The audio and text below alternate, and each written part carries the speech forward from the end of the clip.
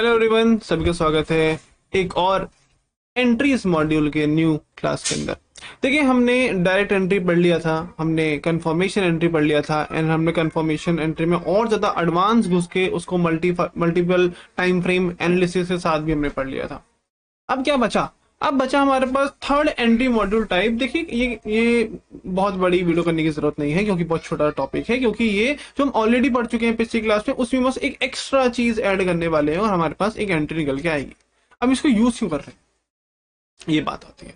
देखिए, हमने जब ऑलरेडी चीजें सीख ली हैं तो क्या जरूरत है हमारे एक और डबल कंफर्मेशन एंट्री लेने के लिए? वो ये है कि कुछ कुछ लोग और ज्यादा वेट करते हैं कंफर्मेशन का कि भाई मुझे एक change of factor is not enough for me to take a trade buy और सेल। तो इसीलिए वो वेट करते हैं कि मुझे और कंफर्मेशन मिल जाए और मुझे एक लॉजिक मिल जाए और मुझे एक रीजन मिल जाए कि क्यों मेरा ट्रेड को चलना चाहिए। उन लोगों के लिए भी है जो थोड़े डरे डरे से लोग होते हैं कि भाई मैं अपना पैसा वहीं लगाऊंगा जब बहुत ज्यादा अच्छी सिक्योरिटी या फिर मुझे मिल सकते हैं, एश्योरेंस मिल सकता है वहां पे। या फिर आप ये वाली एंट्री मॉड्यूल तब यूज कर सकते हैं, उस केस में यूज कर सकते हैं दोस्तों, जब आपकी पिछले वाली आपकी जो एंट्री मॉड्यूल है वो छूट जाए किसी कारणवश। कैसे छूट सकती है? आपने कभी एंट्री बनाई, आपका ध्यान कहीं और था, आपकी एंट्री मिस हो गई। चलो, आप कहीं और बिजी थे, आप चार्ट नहीं देख पाए, आपकी एंट्री मिस हो गई। आपने अलर्ट लगाया था, आपके पास नोटिफिकेशन बजा, पर आप उस टाइम एक्टिव नहीं थे, आप गाड़ी चला रहे थे, कुछ भी आपको रैंडम काम हो सकते हैं एबीसीडी, आप जिसके वजह से आपकी एंट्री मिस हो गई। जब भी आपकी पिछले वाली एंट्री मिस हो जाए जिसमें आप छोटे छोटे स्टॉप लॉस कर रहे हैं, तब आप इस वाले एंट्री की मदद से उधर से दोबारा एक नई एंट्री बना सकते हैं, या फिर बोल सकते हैं हम इससे मल्टीपल एंट्रीज भी ले सकते हैं हमारे चलते हुए ट्रेंड में। लेकिन इसी खुद की कुछ लिमिटेशन भी है। अब लिमिटेशन ये है कि हर बार आपको मार्केट एंट्री लाके देगा आपके जोन पर, वो जरूरी नहीं है। हर बार वो छोटा मोटा छोड़ के भी निकल सकता है। तो हर बार आपको एंट्री मिलेंगी, इसी एक्सपेक्टेशंस कम रखना। इसलिए हम पिछला वाला जो हमारा कंफर्मेशन एंट्री है, मैं उस पर आपको बोलूंगा उस पर ज्यादा फोकस करिए, उस पर हमेशा ट्रेड लेने की कोशिश करिए। लेकिन अगर वो छूट जाती है तो आप इसके अंदर जा सकते हैं। अभी होगा कैसे, बनेगा कैसे, हम क्या चीज ऐड करने वाले हैं, हम सीखते हैं। मैं आपको लेके चलता हूँ चार्ट पे। देखिए दोस्त, बहुत ज्यादा सिंपल है। हम पढ़ने वाले हैं हमारा third module entry type which is a double confirmation entry. ठीक है, डबल कंफर्मेशन। सिंगल कंफर्मेशन की बात करते हैं, क्या हो रहा था? हमें चाहिए था हमारा एक ब्रेकआउट स्ट्रक्चर, हमें चाहिए था हमारा एक ऑर्डर ब्लॉक, हमारा चाहिए था उसके ऊपर एक चेंज ऑफ फैक्टर, प्लस हम जा रहे थे मल्टीपल टाइम फ्रेम एनालिसिस के अंदर। अब इसके अंदर हमें क्या करना है? हमें बस ऐड कर देना है हमारा एक ब्रेकआउट स्ट्रक्चर। कौन सा वाला? एम वाला। एम क्या है दोस्त? ये माइनर ब्रेकआउट स्ट्रक्चर है। एम यहाँ पे रिप्रेजेंट कर रहा है माइनर को। हमें चाहिए हमारा एक चेंज ऑफ फैक्टर के बाद एक माइनर ब्रेकआउट स्ट्रक्चर। लेकिन ये minor breakout structure internal breakout structure नहीं है। याद रखना, जो हमसे पहले वाले फर्स्ट फेज के अंदर हमने पढ़ा था ब्रेकआउट स्ट्रक्चर के अंदर, इंटरनल ब्रेकआउट स्ट्रक्चर जो बहुत ज्यादा इंपॉर्टेंट टॉपिक था, वो ये ब्रेकअप स्ट्रक्चर नहीं है। ये वाला जो ब्रेकअप स्ट्रक्चर है ये एम वाला है, जिसको हम बोलेंगे कि हमारा ये माइनर ब्रेकअप स्ट्रक्चर है। समझ गए? माइनर ब्रेकअप स्ट्रक्चर मतलब होता है जो बहुत ही ज्यादा छोटा फ्रैक्टल टर्म में टूटता है, जैसे कि आपका चेंज ऑफ कैरेक्टर। समझ गए? अब इसको यूज कैसे करने वाले हैं, आओ। मैं देखो 4 आवर से 15 में दोबारा नहीं जाने वाला, मैं आपको सीधा सीधा समझा देता हूँ कि जैसे कि आपका यहाँ पे एक 15 मिनट का ऑर्डर ब्लॉक बना हुआ है। ठीक है, 15 मिनट का आपके यहाँ पर एक हमने ब्रेकआउट स्ट्रक्चर बना दिया और यहाँ पे लिख दिया this is my M15BOS like this. ठीक है, और आपका एक ऑर्डर ब्लॉक यहाँ पे निकल के आ गया 15 मिनट का। अब करना क्या है दोस्त? जैसे ही आपका 15 मिनट का ऑर्डर ब्लॉक टकराता है, आप कहाँ जाते हैं? हमेशा 1 मिनट के टाइम फ्रेम में जाते हैं। तो चलो चलते हैं। इस बार मैं 1 मिनट पिंक कलर से कर देता हूँ। ठीक है, पिछली बार हमने अलग कलर चुना था इस तरह से। अब जैसे ही मेरा प्राइस टकराएगा 15 मिनट का ऑर्डर ब्लॉक में, मैं वेट करूंगा मेरे 15 मिनट में 1 मिनट का चेंज ऑफ कैरेक्टर हो जाए। तो यहाँ पर आपको दिखा कि मेरा 1 मिनट का चेंज ऑफ कैरेक्टर आपको नजर आ गया कुछ इस तरह से। अब इस चेंज ऑफ कैरेक्टर का भी एक ऑर्डर ब्लॉक निकलेगा इस तरह से। मैंने निकाल दिया, समझ लीजिए 15 मिनट का नहीं 1 मिनट का है, 1 मिनट का।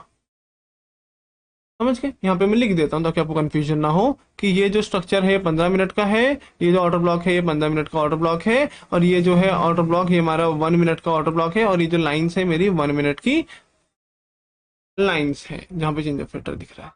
आपका प्राइस जैसे ही आपके ऑर्डर ब्लॉक पे टकराता है, आप क्या करते हैं, हमेशा एक लॉन्ग ले लेते हैं इस तरह से, यही करते हैं आप। लेकिन अगर ये एंट्री छूट जाए, उस केस पे मैं आपको ये यूज करना सिखा रहा हूं। जब भी आपकी एंट्री छूट जाए, आप क्या करेंगे, आपका एक नॉर्मल सा ब्रेकआउट स्ट्रक्चर के होने का वेट करना है, और वो ब्रेकआउट स्ट्रक्चर होगा minor breakout structure. Minor breakout structure का मेरा मतलब है कि जो चेंज ऑफ फैक्टर के बाद वाला मेरा फर्स्ट पुल बैक टूटता है, मैं इसको बोलूंगा कि ये मेरा हो गया ब्रेकआउट स्ट्रक्चर। कौन सा वाला दोस्त, माइनर वाला, एक बहुत छोटा फ्रैक्टल ब्रेकआउट स्ट्रक्चर। और इस ब्रेकआउट स्ट्रक्चर का खुद का एक ऑर्डर ब्लॉक होता है इस तरह से। तो आप एंट्री ले सकते हैं अपने इस वाले ऑर्डर ब्लॉक से till the new breakout structure high. लेकिन आपको जो स्टॉप लॉस है वो आपको यहाँ की बजाय पिछले चेंज ऑफ रेटर के लो ऑर्डर ब्लॉक के नीचे ही लगाना पड़ेगा। शर्त बस इतनी सी है। वो इसलिए हम इधर लगा रहे हैं ऑर्डर ब्लॉक, क्योंकि दोस्त यहाँ पर लिक्विडिटी बन के निकल के आती है हमारी हमेशा। अब हो सकता है कि आपकी लिक्विडिटी कंटिन्यूशन में चले तो बहुत ज्यादा बेटर, लेकिन कभी कभी क्या होता है, लिक्विडिटी कंटिन्यूशन में ना चलकर थोड़ा सा ऊपर जाके लिक्विडिटी हंट कर जाती है, तो आपका स्टॉप लॉस हिट हो सकता है अगर आप इसके नीचे लगाएंगे। लेकिन अगर ऑर्डर ब्लॉक के नीचे लगाएंगे तो आपका फिर से मूव बच सकता है। समझ गए। लेकिन फिर वही बात है, इसकी एक लिमिटेशन है। तो एक छोटी सी लिमिटेशन इसकी ये है कि आपको हर बार एंट्री मिलेगी, इसकी पॉसिबिलिटी बहुत कम है, क्योंकि हो सकता है कि आपका प्राइस इतना सा हल्का सा ये हमारे ऑर्डर बुक को छोड़ के ही पहले निकल जाए, आपको एंट्री मिले ही ना। तो इसकी लिमिटेशन है। तो इसलिए हमेशा फोकस करिए कि हमेशा एक डबल कंफर्मेशन वाली एंट्री आपको मिल सके। वो छूट जाए तो आप इस पे आ सकते हैं। समझ गए। अब मैं इसको आपको लाइव मार्केट में लेके चलता हूँ। मैंने रैंडमली कोई भी जीबीपी कैड का चार्ट खोल लिया है, और हम कोई भी एक ऑर्डर ब्लॉक ढूंढ लेते हैं। कहाँ पे कोई ऑर्डर ब्लॉक अगर आपको नजर आ रहा हो तो ये रहा। यहाँ पे अग्रेसिव मूव है, यहाँ पे फेयर वैल्यू गैप है, तो कह सकता हूँ कि ये मेरा एक ऑर्डर ब्लॉक है। इस तरह से मैंने बना दिया। कौन से टाइम फ्रेम का, 15 के, तो लिख दिया 15+1 का बुलिश ऑर्डर ब्लॉक है। क्या करूंगा मैं इसके बाद, जैसे ही मेरा प्राइस टकरा जाएगा मेरे 15 मिनट के ऑर्डर ब्लॉक में, मैं चला जाऊंगा कब, कहां पर, 1 मिनट के टाइम फ्रेम। 1 मिनट के टाइम फ्रेम में चले गए और वेट करा कि कब मेरा ऑर्डर ब्लॉक टकराया। ये देखिए यहाँ पे मेरा ऑर्डर ब्लॉक दिखा, ऑर्डर ब्लॉक मेरा टकराया। चेंज ऑफ फैक्टर कहाँ मिला दोस्त, ऊपर ऊपर ऊपर ऊपर मेरा चेंज ऑफ फैक्टर यहाँ पे मिला, 1 मिनट का। चेंज ऑफ फैक्टर के अंदर हमेशा लिक्विडिटीज होती हैं, ध्यान रखिए। लिक्विडिटी हंट होने के बाद ही आप एंट्री लेंगे, तो स्टॉक का जो ऑर्डर ब्लॉक है वो हमेशा लिक्विडिटीज के नीचे ही पड़ा होगा, जो कि यहाँ पर है इस तरह से। तो आप जो डायरेक्ट एंट्री है, हमारी कंफर्मेशन एंट्री है, वो यहाँ से ले सकते हैं इस तरह से। और आपका जो टारगेट है वो अब 15 मिनट का होगा, क्योंकि 15 मिनट का के हिसाब से हमने चुना है। तो आपको ऐसे 1:19 मिल जाएगा। लेकिन हम ये जो हम सीख रहे हैं वो डबल कंफर्मेशन एंट्री है, जिसके अंदर हमें एक माइनर ब्रेकअप स्ट्रक्चर को ऐड करना है। वो कैसे करेंगे दोस्त, वो इस तरह से करेंगे कि आपका जहां पर भी एक चेंज ऑफ करेक्टर हुआ है, उसके बाद आपको बस ढूंढना है आपका कोई भी एक fractal break of structure minor वाला। देखो ये स्वीप है, इसलिए मैंने यहां से लिखा है, क्योंकि ये देखो ये हो गया स्वीप, ये हो गया स्वीप, उसके बाद ये ब्रेक ऑफ स्ट्रक्चर है। तो छोटे छोटे छोटे से स्वीप लिखने से अच्छा है कि मैंने अपना एक माइनर सा ब्रेक ऑफ स्ट्रक्चर किया। इस माइनर ब्रेक ऑफ स्ट्रक्चर का एक ऑर्डर ब्लॉक मैं बनाऊं, तो यहाँ पूरा का पूरा एक ऑर्डर ब्लॉक निकल के आ गया, गैप से लेके नीचे तक। और मेरा प्राइस अगर जब भी इस ऑर्डर ब्लॉक पे टकराएगा, तो हम एक एंट्री ले सकते हैं इस तरह से। और आपको एक और न्यू लॉन्ग की एंट्री मिल जाएगी तब जब आपकी पुरानी वाली एंट्री टूट गई हो। समझ गए। इस तरह से आप डायरेक्ट भी ले सकते हैं, और अब मैंने आपको डबल कंफर्मेशन भी दिखा दी, जिसकी वजह से आपके स्टॉप लॉस और ज्यादा छोटा हो सकता है।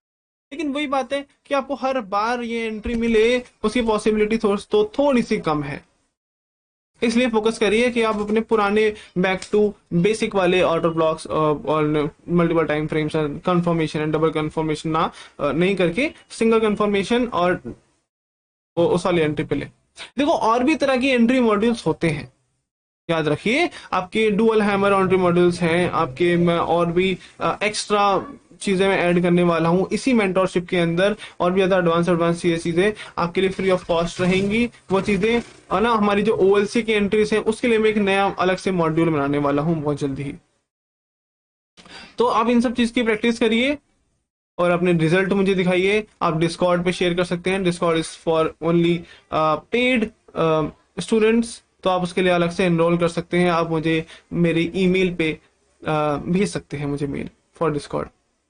ठीक है, ये वाला हैशटैग यूज करिए, मुझे टैग करिए इंस्टाग्राम पे, टेलीग्राम पे, कहीं पर भी। I will reply you soon.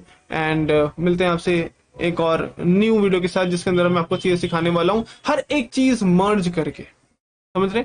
हर एक चीज मर्ज करके मैं आपको दिखाने वाला हूँ कि जो भी हमने आज तक शुरू से लेके एंड तक पढ़ा है, वो टोटल एक्स्ट्रा इकट्ठा करके कैसा रिजल्ट निकाल के दिखाई देगा और कैसे आपको ट्रेड्स मिलेंगे। Okay, thank you.